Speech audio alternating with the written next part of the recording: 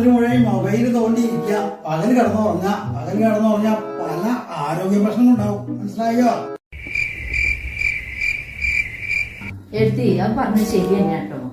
നമ്മളെ കുട്ടികൾക്ക് എല്ലാ സ്വാതന്ത്ര്യവും കൊടുത്ത് തന്നെ വളർത്തണം. എങ്ങോട്ടാ പോകുന്നത്? ഈ വൈകുന്നേരം എങ്ങോട്ടാ പോകുന്നത്? 6 മണി കഴിഞ്ഞാൽ ഇവിടുന്ന് ആരും പുറത്തേക്ക് പോകാറില്ല. ഞങ്ങളൊക്കെ അങ്ങനെയാ പഠിച്ചത്.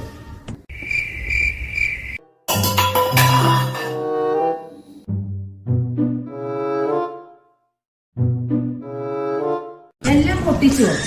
ആത്തക്ക് കയറി വന്നുള്ള പാത്രമൊക്കെ താഴെട്ട് പൊട്ടിച്ചോളൂ കേട്ടോ. കയ്യ് തട്ടിയിട്ട് പതുക്ക വീണു. ഞാൻ വേണമെന്ന് വിചാരിച്ചാ കയ്യ് തട്ടിയിട്ട് പോകും.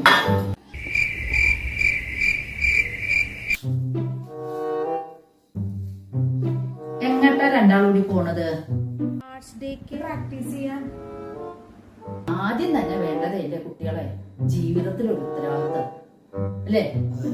ആ ഉത്തരവാദിത്തം കഴിഞ്ഞിട്ട് മതി പ്രാക്ടീസും എല്ലാം. നോക്കിയേ, പൗരത്രികത്തിന്റെ ലിസ്റ്റ് വന്നു. വിനോദിനി കൃഷ്ണൻ കവിതാ രചന, പദ്യം ചൊല്ലൽ, മലയാളം. ഇവിടെ ചിലരല്ലേ ഉത്തരവാദിത്തം കഴിഞ്ഞിട്ടേ ബാക്കിയൊക്കെ ഉള്ളൂ എന്ന് പറഞ്ഞത്.